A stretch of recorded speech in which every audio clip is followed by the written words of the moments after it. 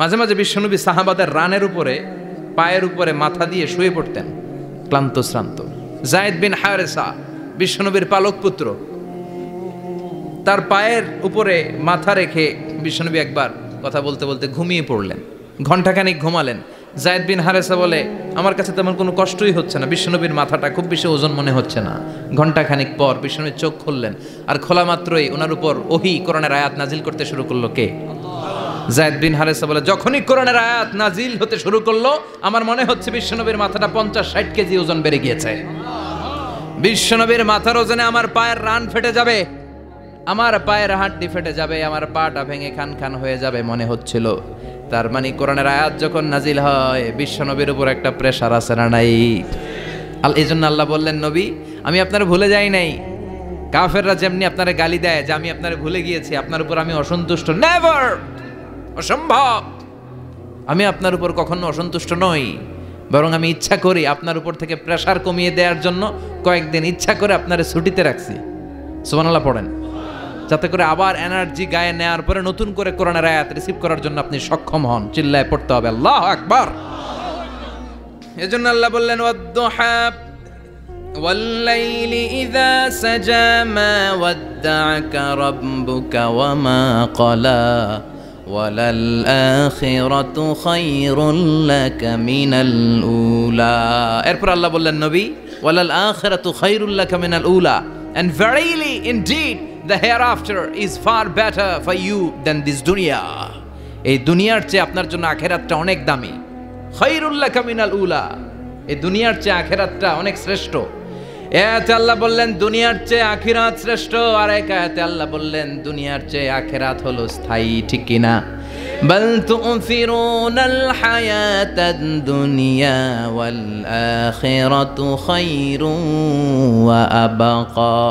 তোমরা দুনিয়ার জীবন নিয়ে পাগল পাড়া হয়ে থাকো, আল্লাহ বললেন দুনিয়ার জীবনের চাইতে আখিরাতের জীবন শ্রেষ্ঠ এবং স্থায়ী। ঠিক কি না? কার কথা? দুনিয়া স্থায়ী না আখিরাত স্থায়ী? দুনিয়া শ্রেষ্ঠ না আখিরাত শ্রেষ্ঠ? কিন্তু আমরা কোনটার পিছনে দৌড়াই? খালি দুনিয়া দুনিয়া। দুনিয়া কে মজা লে লো, দুনিয়া তোমারি হ্যায়, কিন্তু জান্নাত কে মজা লে লো, জান্নাত তোমারি হ্যায়, ওইটা কয় না? আছে না নাই? দুনিয়ার পেছনে পাগল হয়ে আমরা পড়ে থাকি। এই দুনিয়ার জীবনটা একটা মায়াজাল, এটা একটা মরিচিকা। এই মরিচিকা, এই ধোঁকা, এই লালসা আর এই মায়াজালের পেছনে আমরা ছুটছি। ছুটতে ছুটতে হুট করে একবার কবরের ভিতরে ঢুকতে হবে।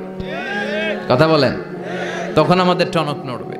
এজন্য দুনিয়া মুমিনদের জন্য শ্রেষ্ঠ আর স্থায়ী জায়গা নয়। মুমিনের আসল জায়গা হচ্ছে আখিরাত। মুমিনের শান্তি আর কল্যাণের জায়গা হচ্ছে আখিরাত। জান্নাত হচ্ছে মুমিনের শেষ ঠিকানা। চিৎকার করে বলেন ঠিক কি না? সেটাই বিশ্বনবীরে বললেন, নবী কাফির মুশরিকদের কথা আপনি কান দিবেন না, ওদের কথায় হতাশ হবেন না, নিরাশ হবেন না, হাল ছাড়বেন না, ভরসা রাখবেন কার উপর? কারণ ওয়ালাল আখিরাতু খায়রুল লাকা মিনাল উলা, এই দুনিয়ার জীবন ক্ষণস্থায়ী জীবন, চিরকালীন জীবন হলো আখিরাত। নবীরে কিভাবে আশ্বাস দিতেছে দেখছেন? অ্যাসিউরেন্স করতেছে, কনফার্মেশন। এই সূরাটা যে শান্তির সূরা, মোটিভেশনের সূরা, অনুপ্রেরণার সূরা, ইন্সপাইরেশন যে জায়গায়, প্রতিটা আয়াতে আপনি ইন্সপাইরেশন পাবেন। তো প্রতিটা আয়াতে আপনি উজ্জীবিত হবেন, সজীব হবেন, এনথিউজিয়াস্টিক এন্ড এনার্জেটিক হবেন, আপনি এনার্জি ফিরে পাবেন। আলহামদুলিল্লাহ পড়েন। এরপরে বিশ্বনবীর আরো খুশি করার জন্য আল্লাহ বললেন, ওয়ালা সাউফা ইউতিকা রাব্বুকা ফাতারদা। ও নবী, অচিরে এমন এমন জিনিস আমি আপনারে দান করব, এগুলো পেয়ে আপনি খুশি হয়ে যাবেন। কে বলে? কারে বলে? শুনতেছেন? বুঝতেছেন? কষ্ট হচ্ছে না তো? ওয়ালা সাউফা ইউতিকা রাব্বুকা ফাতারদা। অচিরেই এমন এমন জিনিস আমি আল্লাহ আপনারে দান করব। ওরা আপনারে গালি দেয়, ওদের কথা আপনার মন খারাপ, আপনি হতাশ, ভয় পাবেন না নবী, হতাশ হবেন না, নিরাশ হবেন না, আমার উপর ভরসা রাখেন না। এমন এমন জিনিস আমি আপনারে দেব, ফাতারদা, ওগুলো পেয়ে আপনি খুশি হয়ে যাবেন। সুবহানাল্লাহ পড়েন। আল্লাহর কাজই হলো বিশ্বনবীরে খুশি রাখা। Verily I'm gonna give you something that will make you happy. এমন জিনিস আপনারে দিব নবী, আপনি খুশি হয়ে যাবেন। আল্লাহর কাজই হচ্ছে বিশ্বনবীর খুশি রাখা। যেখানে বিশ্বনবীর মন খারাপ ওইখানে বিশ্বনবীর আল্লাহ আছে না নাই? বিশ্বনবীর উপাধি দিয়েছেন আল্লাহ হাবিবুল্লাহ, কি দিয়েছে? আর সাইয়েদনা ইব্রাহিমের উপাধি খলিলুল্লাহ। দুইজনই আল্লাহর প্রিয়, দুইজনই উলুল আজমি মিনার রসুল। কিন্তু খলিল মানেও বন্ধু, হাবিব মানেও বন্ধু। খলিল মানে এমন বন্ধু যেই বন্ধু আল্লাহরে খুশি করার জন্য কাজ করে, আর হাবিব মানে এমন বন্ধু যেই বন্ধুরে খুশি রাখার জন্য আল্লাহ নিজেই কাজ করে। কি শান, কি মান এই নবীর! আর ওই নবীরে গালি দেয়। এগুলো জাহান্নামের নরকীট আর পিতৃ পরিচয়হীন জারদ সন্তান। As a father, as a teacher, as a commander, as a lawgiver, as a lawmaker, as a reformer of the society, Muhammad is the Superman of the world. উনি সুপারম্যান, উনি অসাধারণ ব্যক্তিত্ব, আনপ্যারালাল পার্সোনালিটি। ওনার জীবনী নিয়ে পড়া শুরু করলে এটা শেষ হয় না। বিয়ন্ডলেস, বাউন্ডলেস, বটমলেস, এটা তলাবিহীন সাগর। বিশ্বনবীর জীবনী একটা সাগর, কিন্তু সাগরের কি নাই? সুবহানাল্লাহ কইবেন না? এই বিশ্বনবীর খুশি রাখা কার কাজ? যেখানে বিশ্বনবী হতাশ, যেখানে বিশ্বনবীর মন খারাপ, বিশ্বনবীর মন ভালো করে দেয় কে? এজন্য আল্লাহ বললেন ওয়ালা সাউফা ইউতিকা রাব্বুকা, অচিরেই আপনার রব আপনাকে এমন এমন জিনিস দান করবে নবী, এগুলো পেয়ে আপনি খুশি হয়ে যাবেন। কিভাবে নবী খুশি হয়েছে, কিভাবে নবীর আল্লাহ খুশি রাখবে শুনবেন? শুনবেন শুনবেন? দেখেন, খেয়াল করে বুঝতে হবে কিভাবে আল্লাহ তাআলা বিশ্বনবীকে খুশি করেন। দেখেন, বিশ্বনবীর প্রথম কোথায় খুশি করলেন? বিশ্বনবী মক্কার জমিনে দাওয়াতি কাজ যখন শুরু করলেন, তিনি দেখলেন বিশ্বনবী খুব ভালো অ্যানালাইসিস করতে পারতেন। তিনি মক্কার সোসাইটিটাকে, সমাজটাকে বিশ্লেষণ করে অ্যানালাইজ করে উনি দেখলেন যে এই মক্কায় দাওয়াতি কাজের একটা শক্ত অবস্থান নিতে হলে দুইজন লোকের একজন আমার চাই। সুবহানাল্লাহ পড়েন। কি বিশ্লেষণ শক্তি, কি চিন্তা শক্তি! উনি ঘেটে ফেললেন, উনি বুঝে ফেললেন সবাইকে দেখে যে দুইজনের একজন আমার সাথে না থাকলে আমার দাওয়াতি কাজ চালানো কষ্ট হয়ে যাবে।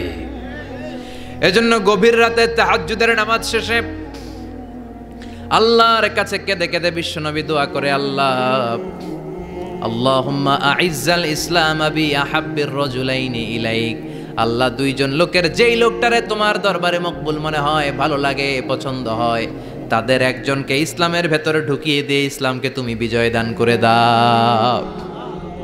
ও আল্লাহ, দুইজনের একজনকে আমার চাই। একজন হলো আবি জাহাল ইবনে হিশাম, হিশামের বেটা আবু জাহাল, আও উমর ইবনুল খাত্তাব, অথবা খাত্তাবের বেটা উমর। সুবহানাল্লাহ পড়েন। সাথে সাথে দোয়া কবুল করলো কে? কার জন্য করলো? নাকি আবু জাহেলের জন্য? আবু জাহেলের চোখের সামনে পর্দা ছিল, ও পর্দা সরায় না। ওর অন্তরে পর্দা, ও পর্দা উঠে সত্যটা দেখতে চায় না। এজন্য ওর জন্য গোটা বিশ্ববাসীর আছে ঘৃণা। ও যেখানে মারা গেছে, ওর যেখানে জন্মস্থান, ওইখানে সৌদি সরকার ল্যাট্রিন বানায় থুইছে, ঘৃণার প্রতীক। ওইখানে তো অন্য কিছু বানাইতে পারতো, ল্যাট্রিন বানাইতে যাবে কেন? গোটা বিশ্বের মানুষ যায় যেন এটা ভরাই দিয়ে আসতে পারে। কথা বলেন। এই বেয়াদবটার জন্য আল্লাহ দোয়া কবুল করে নাই। ওমরে ফারুক রাগী ছিলেন, কিন্তু সত্য প্রকাশে, সত্য গ্রহণে আপোষহীন। সত্য দেখলেই উনি মেনে নিতেন। এটা জাহেলি যুগে ওনার মধ্যে এই গুণ ছিল। আল্লাহু আকবার। বিশ্বনবী কেঁদে কেঁদে দোয়া করে, আল্লাহ, মক্কার জমিনে এই দুইজনের একজন যদি কালেমা না পড়ে, মক্কার জমিনে দাওয়াতি কাজ চালিয়ে যাওয়া কঠিন হয়ে যাবে। হয় হিশামের বেটা আবু জাহেল কিংবা খাত্তাবের বেটা ওমরকে তুমি ইসলামে ঢুকাও। আল্লাহ ওমরের জন্য দোয়া কবুল করলেন। বিশ্বনবী তখনও বুঝতে পারেন এই দোয়াটা কার জন্য কবুল। হঠাৎ ওমরে ফারুক বিশাল একটা নাঙ্গা তলোয়ার নিয়ে বিশ্বনবীকে হত্যা করার জন্য ছুটে এলো। বিশ্বনবী তখন মক্কার আরকাম ইবনে দারুল আরকামের ঘরে সাফা পাহাড়ের পাদদেশে লুকিয়ে লুকিয়ে দাওয়াতি কাজ করতেন। আশেপাশে সাহাবীরা বসা। বিশ্বনবীর চাচা হামজা ইবনে আব্দুল মুত্তালিব বললেন, নবী তাড়াতাড়ি পালিয়ে যান, ওই যে দেখা যায় ওমরে ফারুক তলোয়ার নিয়ে আপনারে মারতে আসছে। বিশ্বনবী বললেন, চাচা সরে যান। সাহাবীদেরকেও সরে যেতে বলেন, দরজাটা খুলে দেন, ওমরকে আসতে দেন। আমার তো মনে হচ্ছে ওই যে তাহাজ্জুদের নামাজ পড়ে আল্লাহর কাছে কেঁদে কেঁদে আমি দোয়া করেছি, আমার দোয়াটা আজকে কবুল হতে চলেছে। আমার তো মন বলছে আল্লাহ দোয়াটা কবুল করবে। দরজা খুলে দেন। ওমর ফারুক চলে আসলেন, এসে তলোয়ার রেখে দিয়ে আঙ্গুল উঁচু করে বললেন, আশহাদু আল্লা ইলাহা ইল্লাল্লাহ। আশহাদু আন্নাকা মুহাম্মদ রাসূলুল্লাহ।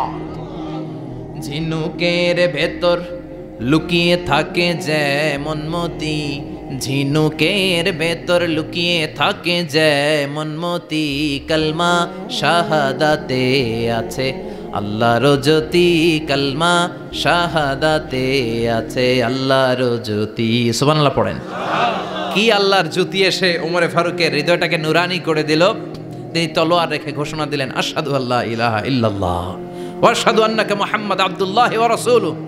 বিশ্বনবী খুশি হয়ে গেলেন। ফাতারদা ওয়ালা সাউফা ইউতিকা রাব্বুকা ফাতারদা। ও নবী, অচিরে এমন এমন জিনিস একটার পর একটা আমি আপনারে দান করব, এগুলো পেয়ে আপনি খুশি হয়ে যাবেন গো নবী। আপনার অন্তরে দুঃখ, কষ্ট, হতাশা, আপসেট হওয়ার মানসিকতা, ফ্রাস্ট্রেশন কিছু আল্লাহ রাখবো না। ওয়ালা সাউফা ইউতিকা রাব্বুকা ফাতারদা। অচিরে এমন এমন জিনিস আমি আল্লাহ আপনারে দেব, আপনি খুশি হয়ে যাবেন। ওমরে ফারুকের ইসলাম ধর্ম গ্রহণ করানোর মাধ্যমে বিশ্বনবীর মনটারে খুশি করে দিল কে? ফাতারদা। বিশ্বনবী খুশি হয়ে গেলেন। পাইছেন আল্লাহ কিভাবে বিশ্বনবীর খুশি করে? সুবহানাল্লাহ পড়বেন না? এরপরে বিশ্বনবী মক্কা থেকে তায়েফে দাওয়াত দিতে গেলেন। কোথায়? হজ উমরা যারা করেছেন 70 থেকে 75 80 কিলো দূরে পাহাড়ি পথ বেয়ে বেয়ে উঠতে হয়। 6-7 হাজার ফিট উপরে পাহাড়ের উপরে এই তায়েফের শহর, তায়েফ সিটি। ঠান্ডা। ওইখানে গেলে মনেই হবে না এটা সৌদি আরব। ওইখানে জ্যাকেট লাগে। কি লাগে? জ্যাকেট। বিশ্বনবী কষ্ট করে 80 কিলোমিটার পথ পাড়ি দিয়ে তায়েফের ছেলেদেরকে দাওয়াত দিতে গেলেন। কিন্তু বিশ্বনবীর দাওয়াতি এই ডাকে, এই আহ্বানে তারা সাড়া দেয় নাই। বিশ্বনবীর এই দাওয়াতকে তারা রিজেক্ট করেছে। বিশ্বনবীকে পাথর মেরেছে। বিশ্বনবীর মোবারক দেহটাকে রক্তাক্ত করেছে। আমার নবীর এই সুন্দর দেহটা বেয়ে বেয়ে ঝরঝর করে রক্ত ঝরেছে। তায়েফের মাটি সাক্ষী, তায়েফের পাথর সাক্ষী। 3টা জায়গায় বিশ্বনবী বেহুশ হয়েছে। এখনো ওখানে গেলে স্থানীয় লোকরা বলে, বংশ পরম্পরায় ওরা জেনে এসেছিল যে এই জায়গাগুলোতে বিশ্বনবীকে আঘাত করা হয়েছে। এখনো লোকজন দেখায়, এখানে পড়েছিল বিশ্বনবী, ওখানে পড়েছিল, ওখানে পড়েছিল, ওই খেজুর বাগানে বিশ্বনবী লুকিয়েছিল। আজও ওখানে খেজুর বাগানই করে রাখছে ওরা। আল্লাহু আকবার পড়েন। খেয়ে নেই। যখন যে অবস্থায় থাকবেন পড়বেন। জীবনে আমার একটা কিছু মটো আছে, লক্ষ্য, এটাকে খেয়াল করে আমি চলি। বিষয়টা হচ্ছে এরকম যে আমি কখনো হারি না, আমি হয় জিতি নয় শিখি। এরকম একটা অ্যাটিটিউড রাখবেন যে শিখতে আমাকে হবেই, কিন্তু হেরে যাব না আমরা। চিল্লায় বলেন ঠিক কিনা? এবং শিখাটাই আপনাকে মুক্তি দিতে পারে। এজন্যই কোরআনের প্রথম কথা আল্লাহ শিখার ব্যাপারে উদ্বুদ্ধ করেছেন। আল্লাহ বলেছেন, ইকরা বিসমি রাব্বিকাল্লাযী খালাক। Read in the name of your lord who has created. পড়ো তোমার প্রভুর নামে যিনি তোমায় শিখিয়েছেন। এজন্য পড়তে হবে, জানতে হবে। আসেন আমরা সরাসরি মহাবিশ্বয় মহাগ্রন্থ আল কোরআন থেকে শুনি। উদ্দেশ্য হচ্ছে যে আমরা নিজেদেরকে আলোকিত করব। We enlighten ourself. ভিতরটাকে আলোকিত করব, আলোকিত মানুষ হব, সাদা মনের মানুষ হব, আল্লাহওয়ালা হব ইনশাআল্লাহ। পড়েন। উদ্দেশ্য যদি ভালো হয়, সওয়াব কামিয়ে আপনি শেষ করতে পারবেন না। আর উদ্দেশ্যে যদি ভেজাল থাকে, কোনো লাভ নাই। হাবা মানসুরা, সব শেষ। এগুলারে উঠাইলে, মিজানের পাল্লায় উঠালে কোনো ধরনের ওজন হবে না। আজকের এই তাফসির মাহফিলে আমরা এসেছি শিখার জন্য আর একজনকে খুশি করার জন্য। তিনি কে? আল্লাহ তুমি কবুল করো। আমি আপনাদের খেদমতে সূরাতু আদ-দুহা তেলাওয়াত করেছি। এই সূরাটা মুখস্থ আছে না অনেকের? কমন একটা সূরা, প্রায় আমরা সালাতে পড়ি, মক্তবেই তো এগুলো শিখে ফেলছি, ঠিক কিনা? তো এই যে সূরাটা খুব বেশি পড়া হয়, খুব বেশি শোনা হয়, আসলে এই সূরায় আল্লাহ কি শিক্ষা কর্মসূচি আমাদেরকে দিলেন জানার দরকার আছে না নাই? আসেন আজকের এই চমৎকার রজনীতে আমরা সূরাতুদ দুহার আলোকে কিছু কথা শুনি। এটা কোরআনের 30তম পারায় অবস্থিত একটা সূরা। কততম পারা? এটা মাক্কি সূরা। একটু আওয়াজ করে বলবেন, কি সূরা? মাক্কি সূরা। এই সূরার আয়াত সংখ্যা 11টি। কয়টি? 11টি। এটা কোরআনের একটা মোটিভেশনাল সূরা। কি সূরা? মোটিভেশনাল। আমরা প্রায় এই শব্দটা শুনি না, মোটিভেশন। এটা কোরআনের মোটিভেশনাল সূরা, অনুপ্রেরণাদায়ক। এই দুইটা সূরা অনুপ্রেরণাদায়ক। ফাইন্না মাআল উসরি ইউসরা। আল্লাহ বলেছেন ফাইন্না মাআল উসরি ইউসরা, কষ্টের পরেই আছে সুখ। কষ্টের পরেই আছে সুখ। আমাদের জীবনে সুখ বেশি, কষ্ট কম। কয়দিন না খেয়েছিলাম, কয়দিন বিপদে পড়ছি, কয়দিন ডাকাইতে ধরছে, 1 মাসের মধ্যে অসুস্থ থাকি কয়দিন আর সুস্থ থাকি কয়দিন, এটা হিসাব করে না। অসুস্থ যে ছিল খালি এটা খেয়াল রাখে, আছে না নাই? তার মানে ইন্না মাআল উসরি ইউসরা, দুঃখের পরে আছে সুখ, মোটিভেশন, প্রাণটা আবার উদ্বেলিত হয়ে ওঠে। তাই তো আসলেই তো দুঃখের পরে সুখ। এজন্য কষ্ট যখন পাবেন, অসুস্থ যখন হবেন, ওইখানেও আনন্দ করবেন, কারণ সামনে আরাম আসতেছে। সুবহানাল্লাহ পড়েন। মুমিনের হারাবার কিছু নাই, দুঃখ পাওয়ার কিছু নাই। মুমিন অসুস্থ হলে অসুস্থতার মাধ্যমে তার রোগের মাধ্যমে তার গুনাহ ঝরে যায়, সে আল্লাহর কাছে প্রিয় হয়ে ওঠে। তা আমাদেরকে কেউ হারাইতে পারে? কথা বলেন, আমাদের কেউ ভয় দেখাইতে পারে? মোটিভেশনাল সূরা, সূরাতুল ইনশিরাহ আর সূরাতুদ দুহা, এখানে অনেক হিউজ মোটিভেশন আছে। যারা হতাশ, যাদের জীবন ভাল লাগে না, মরে যেতে মনে চায়, গার্লফ্রেন্ড গালি দিছে, আছে না নাই? আবার বয়ফ্রেন্ড গার্লফ্রেন্ডের গালি দিছে, এ ওড়না পেঁচায়া ফ্যানের মধ্যে ঝুলে আত্মহত্যা করে। আহা, কত বড় পাগল, তুই মরলি কেন? গালি দিছে তো কি হয়েছে? হ্যাঁ, বুঝতে চায় না, হতাশ হয়ে যায়। আর বয়স কম তো, ইচড়ে পাকা, অল্পতে কাবু হয়ে যায়। এই সূরাগুলো পড়ে না, এখানে আশার বাণী আছে।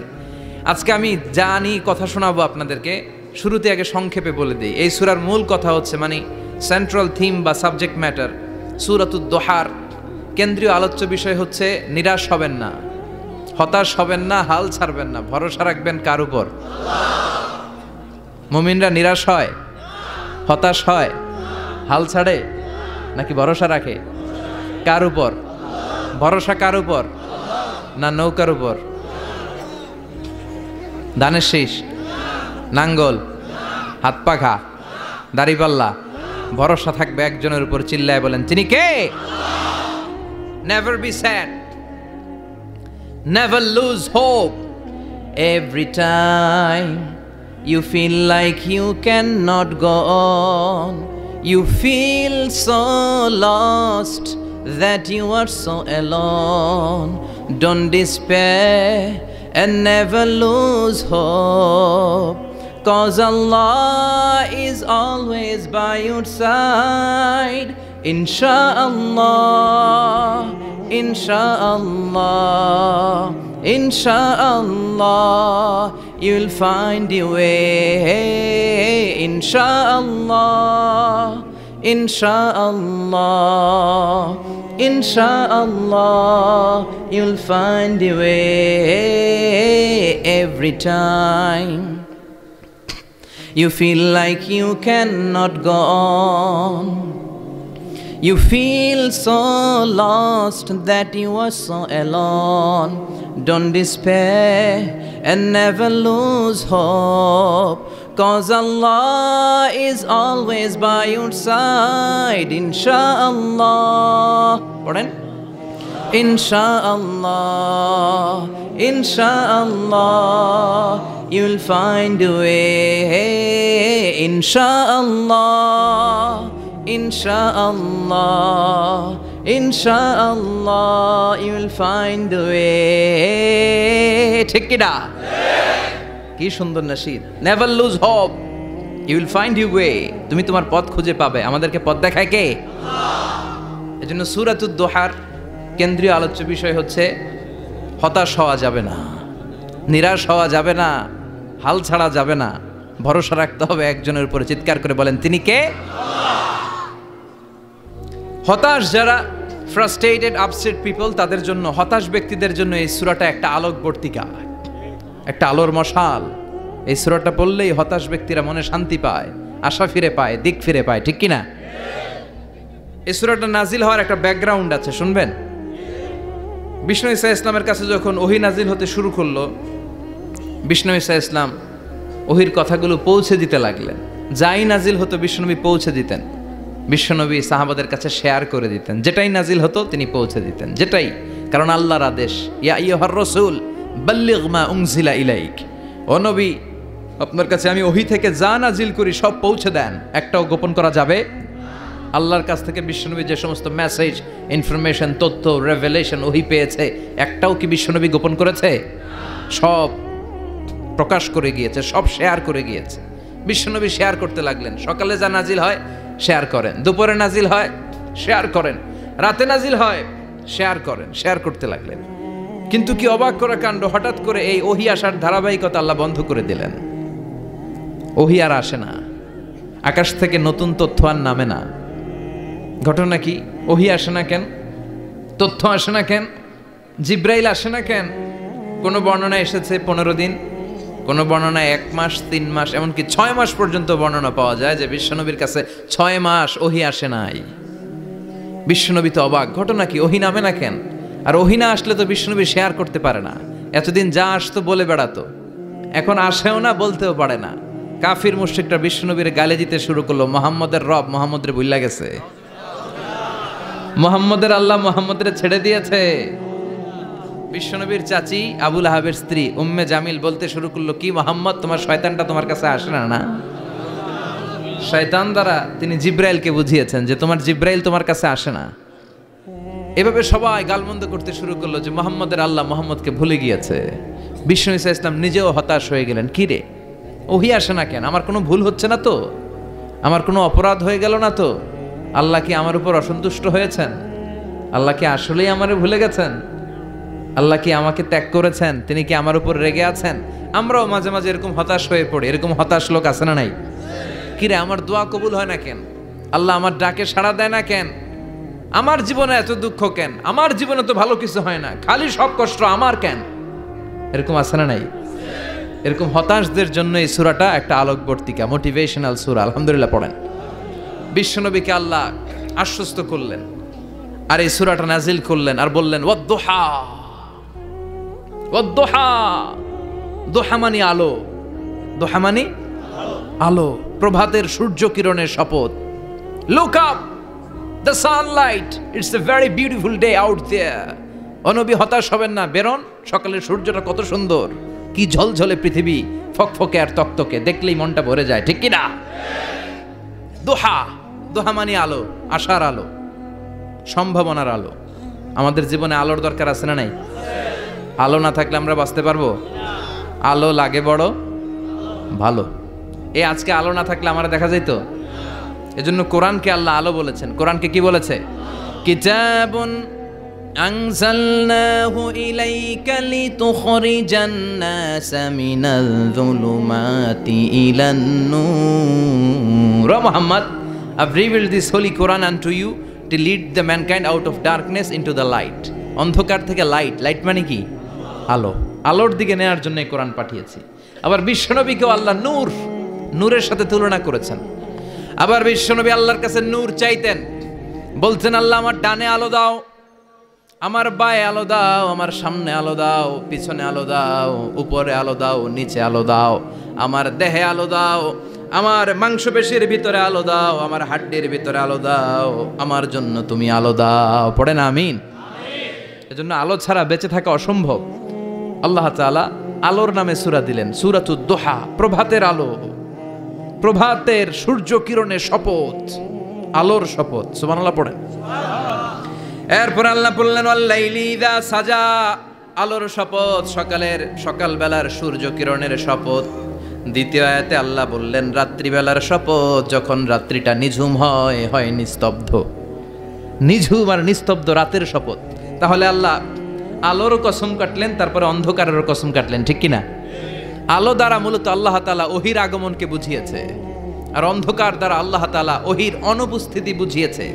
এটা দিয়ে আল্লাহ বুঝাতে চাইলেন, ও নবী, কাফির মুশরিকরা আপনারা গালি দেয়, ওরা বলে যে আমি আপনারা ভুলে গেছি, আমি আপনারা ত্যাগ করেছি, আমি আপনার প্রতি অসন্তুষ্ট। না না, আমি ইচ্ছা করে ওহী পাঠাই না, কারণ সব সময় আলো থাকলে ভাল লাগে না, কিছু সময় অন্ধকারের দরকার আছে না নাই?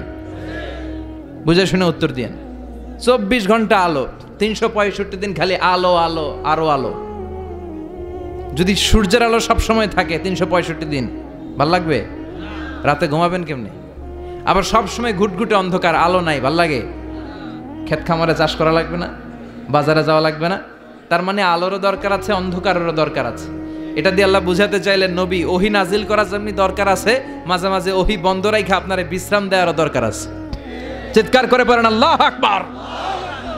এজন্য আল্লাহ বললেন ওয়াদ-দুহা ওয়াল-লাইলি ইযা সাজা মা ওয়াদ্দা'আকা রাব্বুকা ওয়া মা ক্বালা ওয়ালাল আখিরাতু খায়রুল লাকা মিনাল উলা।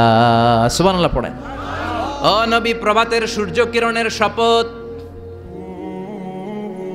নিঝুম নিস্তব্ধ রাত্রিবেলার শপথ, আলো আর অন্ধকারের শপথ করে আমি বললাম আপনার প্রভু আপনারে ভুলে যায় নাই, আপনার উপর অসন্তুষ্ট হয় নাই।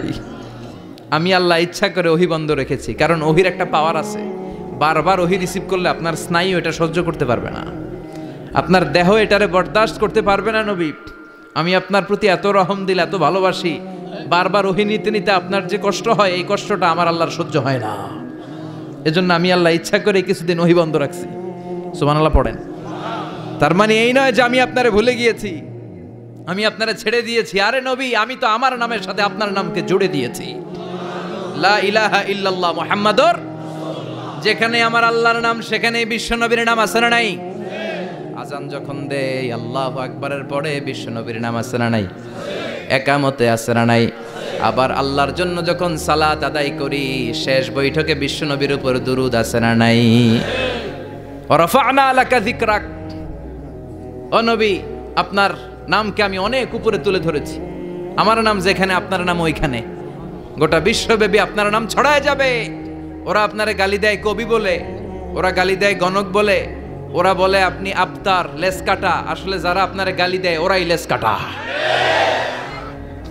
ওরা আপনারে বলে আপনি নির্বংশ, আপনার ছেলেগুলো বেঁচে নাই, মেয়ে বেঁচে আছে, আপনার নাম নেয়ার কেউ থাকবে না। ওই আবু জাহেল, উতবা, সাইবা, ওদের নাম নেয়ার কেউ থাকবে না। আপনি লেসকাটা নন, আপনি নির্বংশ নন। ইন্না শানিয়াকা, চিল্লায় বলেন ইন্না শানিয়াকা। যারা আপনারা গালি দেয়, আপনারা নিয়ে কটু কথা বলে, ওরাই লেসকাটা, ওরাই নির্বংশ। ওদের বংশকে আমি আল্লাহই নির্বংশ করে ছাড়ি। চিল্লায় বলেন ঠিক কি না? ও নবী, মা ওয়াদ্দা'আকা রাব্বুকা ওয়া মা ক্বালা, আপনার রব আপনারে পরিত্যাগ করে নাই, আপনারে ভুলে যায় নাই, আপনারে ছেড়ে দেয় নাই। আপনার রব ইচ্ছা করেই ওহি নাজিল বন্ধ করে রেখেছে। আমি ইচ্ছা করেই আপনারে প্রেসার দিতে চাই নাই গো নবী, কারণ ওহি রিসিভ করা অনেক কঠিন। এটা আস্তে আস্তে আপনি অভ্যস্ত হবেন। সুবহানাল্লাহ পড়েন। ওহির একটা পাওয়ার আছে না নাই? আমরা তো কি মজায় মজায় কোরআন পাইছি। এই যে কি সুন্দর কোরআন নিয়ে বসি, পড়ি, তাফসির করি, কি মজার কোরআন। আহা, এই কোরআনটা রিসিভ করতে যে বিশ্বনবীর কত কষ্ট হয়েছে। এই কোরআনকে আল্লাহ বলেছেন এটা কওলান সাকিলা, very heavy and weighty word, এটা অনেক ওজনওয়ালা কথা। ইন্না সানুলকি আলাইকা কওলান, এটার অনেক ওজন। এই কোরআনটা যদি পাহাড়ের উপরে নাজিল করা হতো, পাহাড়গুলো দুমড়ে মুচড়ে ভেঙে টুকরো টুকরো হয়ে খান খান হয়ে যেত। ঠিক কি না? এত কঠিন বানিয়ে এটা। ও নবী, আমি আলোর সাথে ওহির মিল ঘটিয়েছি, আলো দিয়ে ওহিকে বুঝিয়েছি। সূর্যের যেমনি কিরণ আছে, তেজ আছে, এই ওহিরও একটা তেজ আছে। এই তেজ, এই কিরণ আপনি সব সময় সহ্য করতে পারবেন না। এজন্য আমি ইচ্ছা করে কিছুদিন ওহি নাজিল করা বন্ধ করে রেখেছি। সুবহানাল্লাহ পড়েন। ইচ্ছে করে আমি নাজিল করি নাই। সব সময় নাজিল হলে আপনার ভালো লাগতো না। বুখারীর বর্ণনা, মা আয়েশা বলতেন শীতের রাতে, কনকনে মাঘ মাসের শীতের রাতে যখন বিশ্বনবীর উপর কোরআনের আয়াত নাজিল হতো, বিশ্বনবী ঘেমে ঘেমে একাকার হয়ে যেতেন। হাত্তা লা ইয়াতাফাসসাদু জাবিনুহু আরাকান, বিশ্বনবীর দাড়ি আর থুতনি বেয়ে ঝরঝর করে পানি পড়তো। আমরা কম্বল গায়ে দিয়ে থাকি আর বিশ্বনবী ঘামে। সুবহানাল্লাহ কইবেন না? এটা কওলান সাকিলা, অনেক ওজনওয়ালা কথা। আবার বিশ্বনবী যখন ওটের উপরে বসে থাকা অবস্থায় কোরআনের আয়াত নাজিল হতো, ওটের বুকটা মুহূর্তের মধ্যে বালুর মধ্যে, জমিনের মধ্যে লেগে যেত।